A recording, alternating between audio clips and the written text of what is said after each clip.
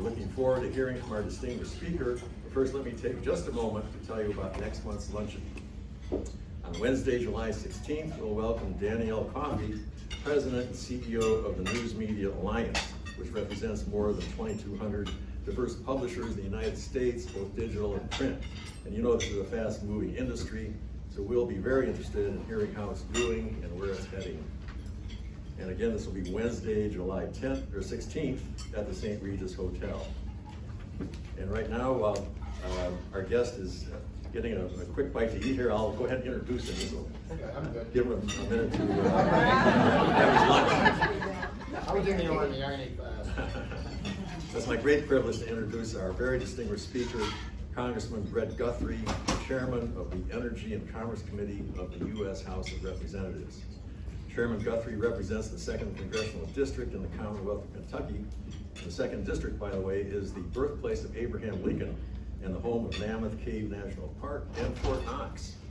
So, Chairman Guthrie was recognized for his leadership by his colleagues who elected him to chair the Energy and Commerce Committee in this current term of Congress. This is the oldest standing legislative committee in the House, by the way, with jurisdiction over a broad range of issues, including telecommunications. The chairman has long been recognized for his leadership in Congress and has served as deputy whip within the House Republican Conference for 3 terms. Chairman Guthrie graduated from West Point in 1987 and went on to serve as a field artillery officer in the 101st Airborne Division Air Assault at Fort Campbell, Kentucky. Mr. Chairman, let me thank you for your military service to our country, especially as a screaming eagle.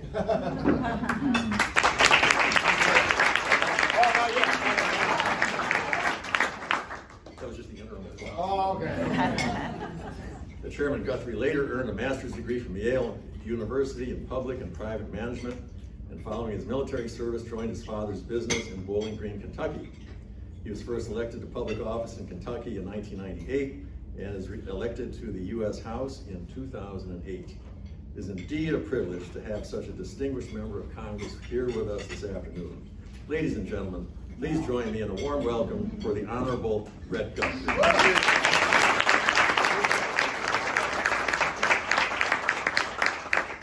Thank you. One time in a Kentucky Lincoln Day dinner, they had Kayleigh McElhaney come speak, and Andy Barr's going to introduce her, but he's going to give a little talk before he goes. And it's great to have Kayleigh McElhaney, and everybody cheers, and she gets up and walks up, and then he goes, wait a minute, and he went on for another 20 minutes. So thank you didn't do 20 minutes, right? That's great to do that. So thanks for being here, and I'm going to sort of stick to the notes, so hopefully I don't bore you too much with that, but I want to make sure I get everything right in the meeting here. But it is great to be here. It's great to be with everyone, and thank you, and thank Chairman Emeritus Mr. Wiley. Really appreciate you being here. It's been an honor to be here with so many respected leaders from across the media and communication industries, and a privilege to join you here for your June luncheon. Thank you for that. And the Media Institute plays an essential role in promoting a competitive media and communications industry that is admired all over the world. It is a true privilege to join you in conversation about the critical issues. So I will begin today by discussing the extraordinary transformation we've experienced in the last couple of decades in the media marketplace. Just thinking of the significant changes in my lifetime. I mean, when I was born, there were 3 channels. And if the president was on, your day was shot. I remember the Watergate. I was 10 years older than Watergate, and Watergate hearings ended an entire summer of Flintstones. If you think about being a 10-year-old when there were 3 channels and they showed the Watergate hearings from gavel to gavel, it was like a 10-year-old having to watch C-SPAN. And there were no other options. We had to go outside and play. So it was just like interesting to do. So hopefully it's helped. But that's happened during my lifetime. And at 5:30, we absolutely had to be quiet because my dad had to watch Walter Cronkite and had to be quiet while he did that and read the newspaper.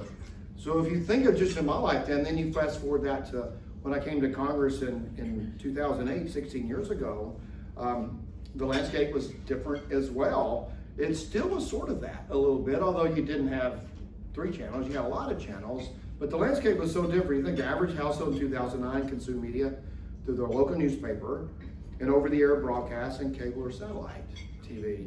So fast forward to today, consumers are flooded with options for consuming media on just about every topic under the sun, This explosion of content and ways to view that content has dramatically reshaped the way the competitive landscape of today. And I was thinking of that when I was kind of reading through the remarks. And when I was a kid, I remember my mom telling me the first time she saw television. And my grandfather was a merchant, was kind of in a poor area of northwest Alabama, but they had money because he was a cash. They didn't have money, they had cash. But most people just, if they didn't sell cotton, they couldn't make a living, so that's what they traded. And so he bought a television, and everybody in the neighborhood came over to watch the television. My mom was talking about the first time they turned on the television set. And I remember as a young boy, I don't know if I was 10 then or what, like going, one of these days I'm going to tell my children something like that, and it's going to be phenomenal to them. And I have no idea what it is, but I wish I'd have thought of it. I would be a multi-billionaire. But I was thinking back on that one time when my kids were little, and I said, you know what, when I was 8 years old, I was a Cub Scout, and I took a field trip to see a computer. And we went to the Ford Motor Company credit union, and they had it looked like refrigerators lined up against the wall, and all I could do was payroll. But we took a field trip to see a computer. And if you think about that with my kids and now my grandkids, the computer and the television are the same thing. It's one and the same. It can be in your hand, it can be hanging on your wall, but you can consume media any way that you choose to do so.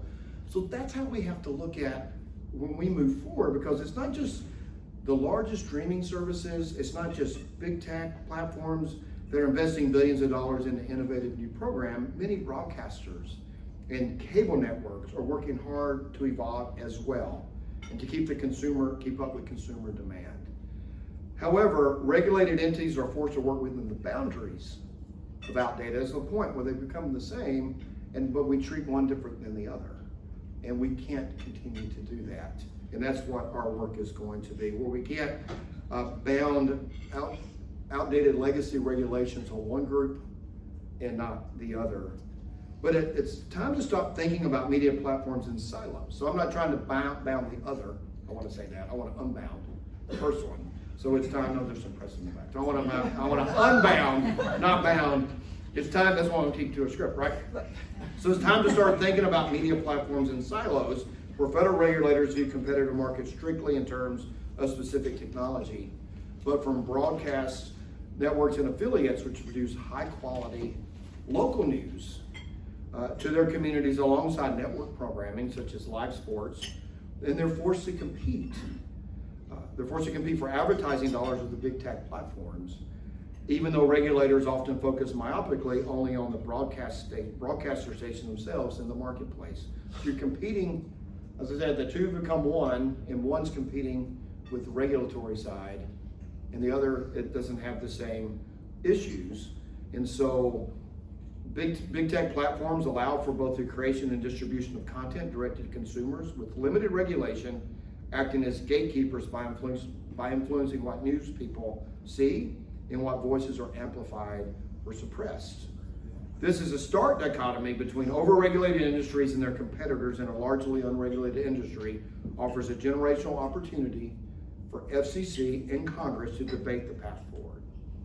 We must take steps to relieve the burdens of legacy regulation so that these institutions of American media are able to unleash innovation at a sustainable rate to better compete in a pro-consumer marketplace.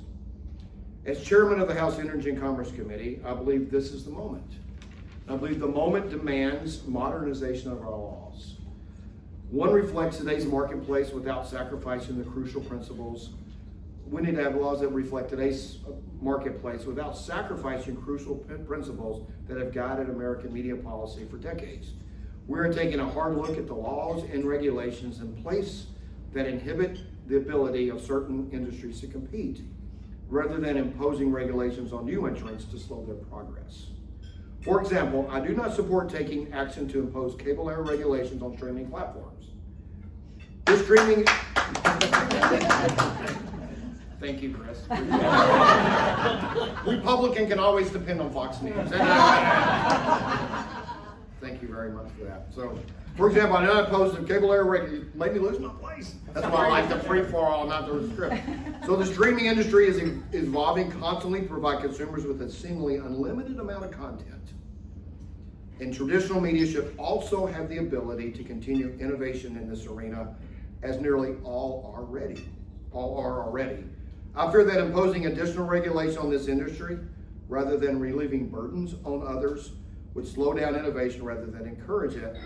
And I'm supportive of the FCC relaxing broadcast ownership rules so that local broadcasters can better compete at scale and continue serving their communities. And as the FCC considers taking bold action to recognize the real marketplaces in which broadcasters operate and compete, our committee stands ready to address remaining issues as needed. Let's be honest. Not that I wouldn't be, but let's be honest.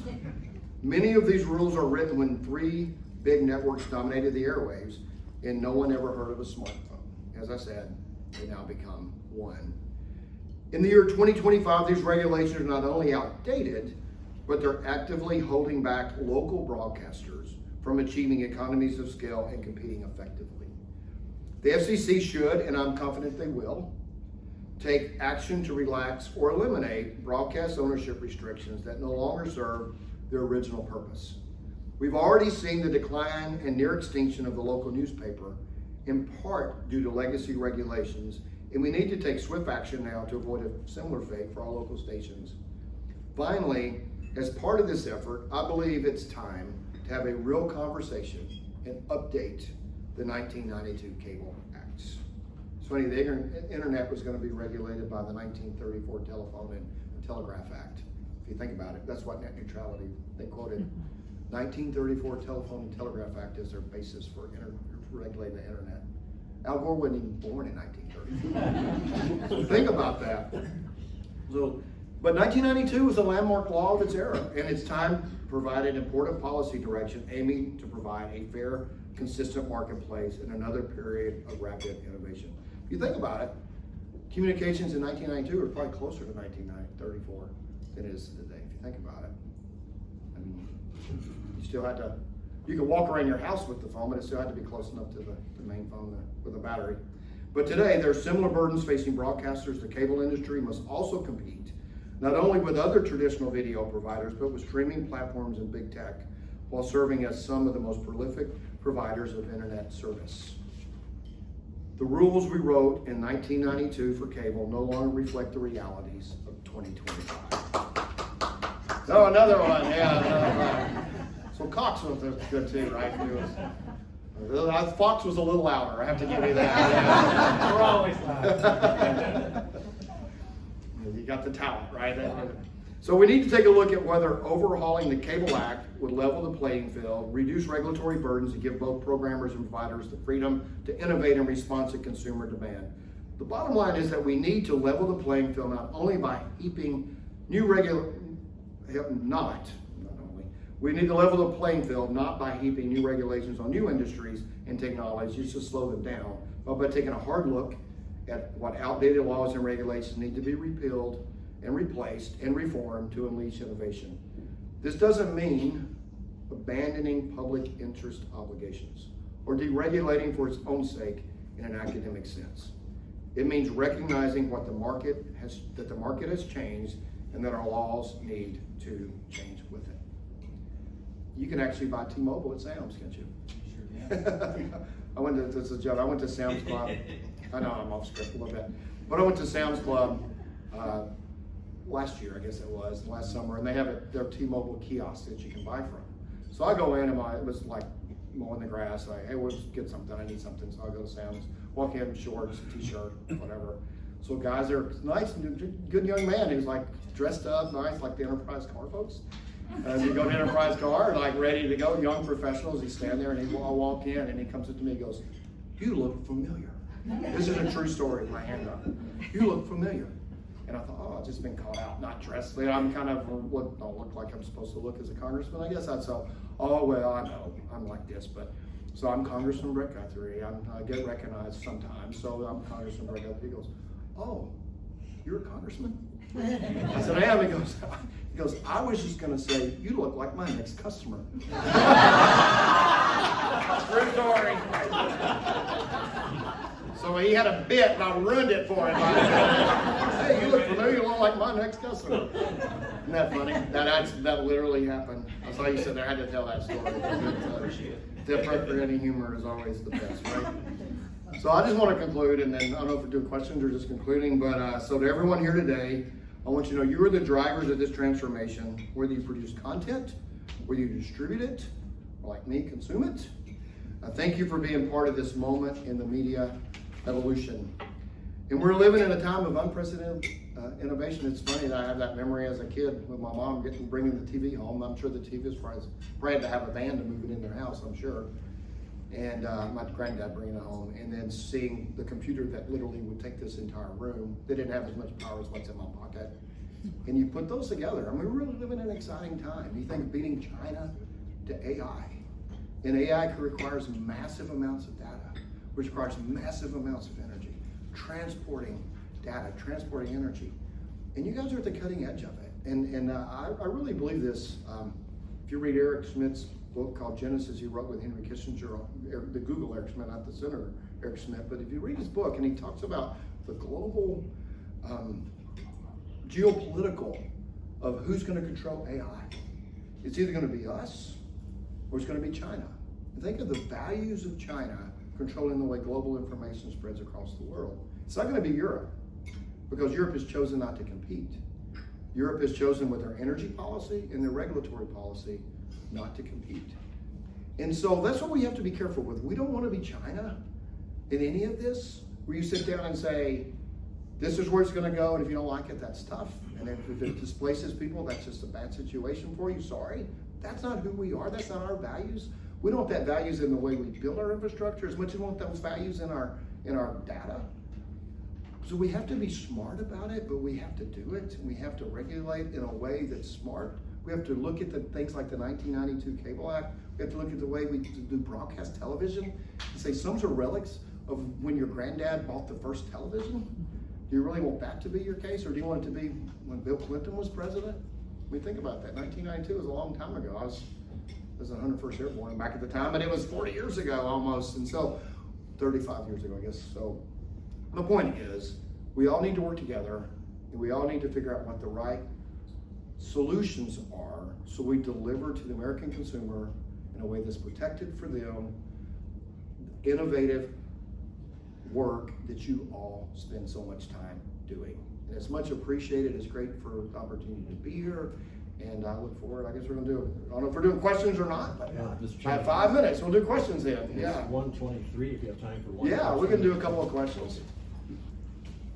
Only take them from Fox News. Kelly, you got one? Yes, there you go. I appreciate a lot of what you said. I'm wondering if you would apply the same kind of logic there to outdated content-based regulations, such as those without even a statutory basis, like the news distortion rule. The which rule? The news distortion rule. So what, I'm sorry, I'm not as familiar with that as I should be, I guess. It's a FCC regulation that says, you can bring a complaint.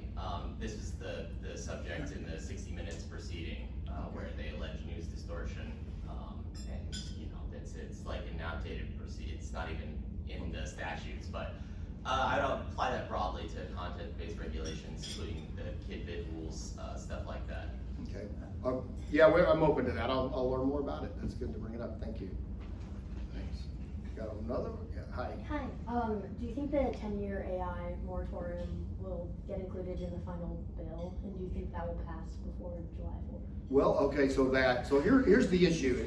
So with AI, so my understanding is that Ted Cruz has conformed it with the Byrd rule, and hopefully it will pass the Senate to the House. And we have work to do. That provision was in our bill when it first came to committee.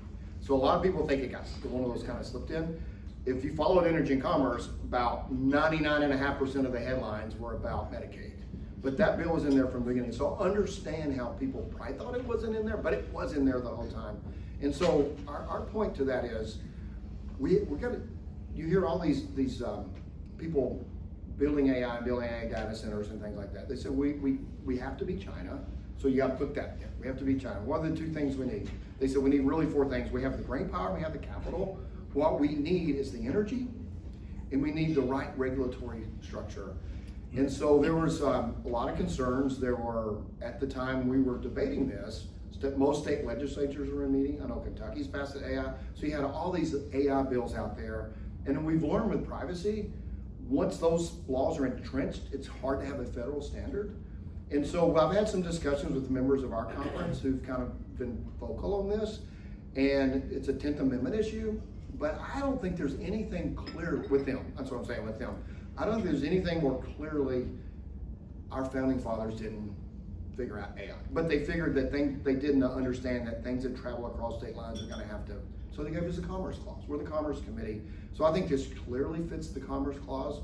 So what's the answer? So I talked to some AI couple, they had a big convention here a couple of weeks ago, and I talked to them and I said, we're not preempting 50 states so you don't have anything. We want to prevent 50 states having a national standard. And we're working on that national standard. So we're not gonna substitute something with nothing. And my encouragement to them was, a lot of AI companies, so you see when bills pass around and say, well, I don't like this, I don't like that. So things end up just never getting passed. And so I don't know what length of time the AI, I think it's hopefully something will pass with the AI preemption. I'm not sure if it'll be 10 years or not in the end, but what I would like to have is enough time for the Energy and Commerce Committee, the Congress to do its work, which we're doing, to have a federal standard. That's what we're trying to get to. That was the purpose. It's a good question. Thanks, that was the purpose. And will it pass? We've had some people make some pretty strong comments on it. I think that if you look at the way that Ted Cruz did it, we're gonna discuss it and see if we can get it passed. I think it's important to do. Thanks. Chairman Guthrie, we know you have to get back to the. Yeah, I think we're all votes, vote soon. so, Yeah. We appreciate your being here today. Well, thanks for you so inviting much. me here. I appreciate it.